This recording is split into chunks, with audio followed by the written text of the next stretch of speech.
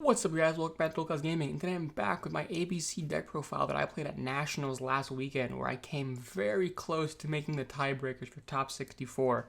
I was playing Orcust ABC, similar but not entirely the same as my build that I posted a few weeks back, and I was one win away from making it the tiebreakers for top 64.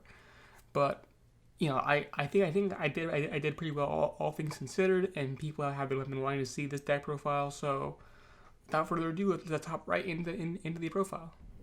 All right, so let's start off with my 3A Assault Core, follow up with 3B Buster Drake and 3C Crush Wyvern. Once again, I'm playing 9 ABC pieces because it really never hurts to draw them, and they aren't really that cloggy, especially with how much you're looking for discard fodder to just start off your Orcas combos. It actually can be kind of useful at times. Also to help form chain links if you ever have a B Eclipse C scenario. But yeah, and then to back up, we have one copy of Heavy Mech Support Armor and one copy of Tortune Gear. Tortune Gear being an incredible combo starter in Orcust ABC, with the since you're able to climb directly into Link Karibo. He's a very powerful combo starter. And for our Orcas monsters, I'm playing one Harp Horror, one Symbol Skeleton, one Brass Bombard, and two Nightmare. Before I was playing two Symbol, two Harp, and then no Brass, which is and my logic for that was in case I drew one of the Harp or the Symbol, I would have a second copy in my deck. But I realized I could just cut both of those and instead play the Brass, because then if I drew Harp or Symbol, I could send Brass off of Nightmare, and then use Brass effect to summon the Harp or Symbol out of my hand. So it fixed the problem just the same way as playing an extra copy of Harp and Symbol did. Just that it only took up one slot in my deck as opposed to two, so it gave me an extra slot to play around with. Two Nightmare though, because you need a copy of that in your deck to summon out of your deck for Nightmare Mermaid. So you absolutely need to make sure that there's always a copy in your deck at any given time. And then for our Phantom Knight monsters, we have obviously our Silent Boots and our Ancient Cloak. These just are pretty standard, Phantom Knight monsters for all your Orcas combos. Not much to say about that. And then lastly, we have the one hand trap I was playing. I played three copies of Ash Blossom and Joy's Spring. I had three open slots. Part of what was nice about cutting back on the Symbol and having Brass only take up one slot, because I was slowly working to free up slots to make space for Ash, because I wanted this main one hand trap. So I worked throughout this deck and slimmed out some certain cards until I had space for Ash Blossom, and I think overall that strategy worked out pretty well. Ash was nice to have in the main deck whenever I lost the die roll, and then being able to rely on other stuff in my deck to keep my plays going.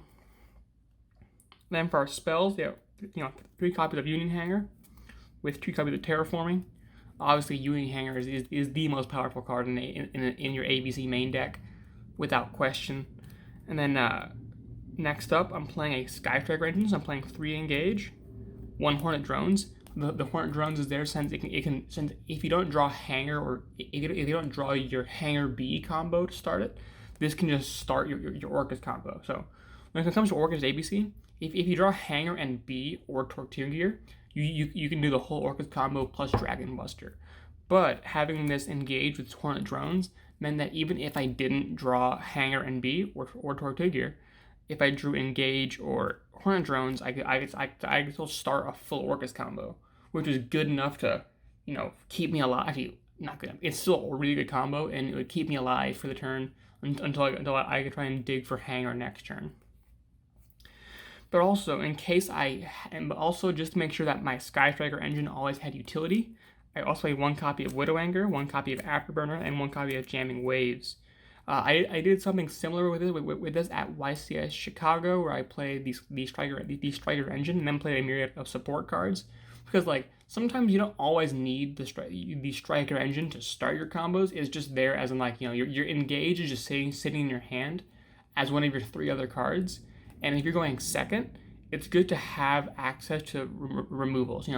People were scared of mine the entire event, and I didn't have space to main deck 3 copies of Twin Twister, So I felt like playing Jamming Waves was good enough, since with 3 engage, I essentially had 4 copies of Jamming Waves. Should I ever come up against Mystic Mine? Then, in a similar vein, Afterburner gave me 4 copies of a monster removal, and Widow Anchor gave me 4 copies of monster effect negation, which meant where if I open if I did open Hangar B, but I was going up against and I was going second against a certain deck, I'd be able to access, if I had Hangar B and an Engage, I'd be able to get a spell removal, monster removal, or monster effect negation to clear out any card I was having issues with. Then we have our 1 copy of Orchestrated Babble, our one Orcus field spell. Obviously, it's for our combos. And then for our last spell, we have three copies of Called by the Grave, because once again, I like making sure my combos go through, and also if you happen to just be holding on to one, you can set it, and it's an incredibly powerful disruption. You can use it against, obviously, Sky Striker. They can't. You can use it on Ray to stop Ray from coming back. On Solomon Great Spinny. Even against Orcus, you can Orcus the Orcus Nightmare, and that stops their combo. You can stop all kinds of stuff, and in Thunder, it all kind of depends how you want to play, what much you want to hit. But Call of Duty has quite a bit of utility when you're just playing for, when you're playing offensively instead of defensively. And then for our last 3 cards are the traps. We have 2 copies of the Phantom Knight's Fogblade and 1 copy of Orcus Crescendo. Once again, these are part of the typical Orcus combo, where you just get all your cards set face down, so they're here purely for our combo. But that is it for the main deck. It is 40 cards in the main. Now I'm going to move on to my side deck. So, I can get it out. Then for my side deck, we're going to start off with 3 copies of Artifact Lancia. This is actually a really powerful card all weekend. It was really just there for Orcust and Thunder, but mostly for Orcust, because just dropping this card after they summon Nightmare Mermaid, just dropping Artifact Lancia can just stop their combo dead in their tracks. And it has use for Thunder, since it stops them from using all of their baby all the baby Chaos Dragons, Legionnaire. It really helps. It really slows down their combos and forces them to play in a bit of a different way. It's not as big of a blowout versus Thunder as it is versus Orcus, but it's still very powerful, and I'd still probably side it in, and I did side it in. Then we have 3 copies of Dino Wrestler Pankratops. This is just the standard go second card. Going second, you can slap this down in the field and then take out a Floodgate, a monster, or whatever you need off the field. It's really powerful, and it's really good all weekend. Then I have 3 copies of Twin Twister. These were for against the heavy back row matchup decks, for stuff like if I ever played. This is there in case I ever played something like Paleozoic, or just or like True Draco, just some other deck where I would rather have much more back row removal than like an Ash Blossom, where I could side out 3 Ashes for 3 and have be much more effective. And that theory held up over the weekend. Then 3 copies of Mind Control. I stand by this. This is an incredible going second card, since it can help you start combos, and also get cuts off their field. Versus Thunder, you can just take their Colossus, normal summon a monster, and then that's your entire Orcus combo right there. But also you can take anything. You can take any big monster they have and use it as link fodder. Use it as link fodder, as well as get it off the field, so you don't have to worry about its effect anymore. Then lastly, the ultimate going second card, 3 copies of Evenly Matched. This is the best going second card to ever be printed. That's pretty much all I have to say about it. Like, if they didn't have a negation and you just slapped on an Evenly Matched, it was an insta scoop most of the time. That is my side deck, and now lastly we will move on to the extra deck. To start it off, we have 3 copies of ABC Dragon Buster. This is standard. Obviously, Buster is the GOAT, best card in the game.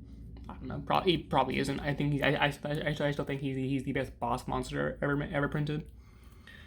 Then I have one copy of Dingirsu, obviously for our Orcas combos.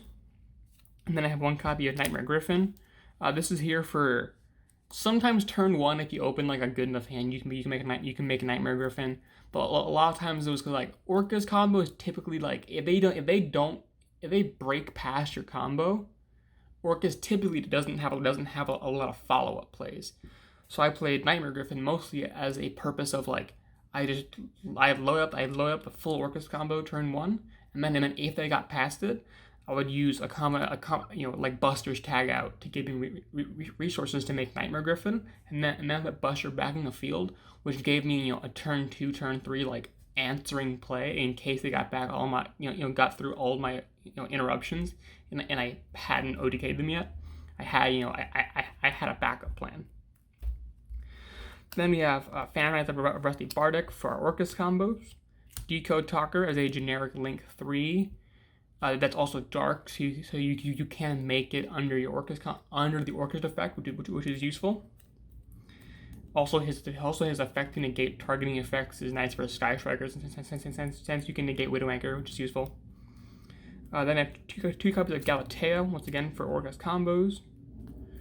And then I have 2 more Nightmares. I have Phoenix and Cerberus. This is for general utility package, as well as also to cycle your Orcas combos, but mostly for you always have one left in your actor deck for pure utility purposes. I think that's pretty solid. Obviously, it's generic spell, trap, and monster removal, which is never a bad thing to have on your side. Then we have Platinum Gadget. Once again, this is to help my turn 2 plays, get going with some Griffin stuff, as well as have some more explosive plays turn 2. And for my Link 1s, we have, as always, Nightmare Mermaid and Link Kuriboh, along with Sky Striker Ace Kagari. Link Kuriboh and Mermaid being being great combo cards. Kagari also being a combo card, and also being able to add back your other striker spells, as well as being a machine to help you link into Platinum Gadget, actually, which actually came up a few times. But that is my entire main side and extra deck, 40 in the main, 15 in the extra inside. If you guys like the deck profile, I'd like to ask you guys to drop a like down below. It really helps me out. If you guys want to see more of my content, be sure to hit that subscribe button. Other than that, I'd like to thank you for watching, and I'll see you all next time.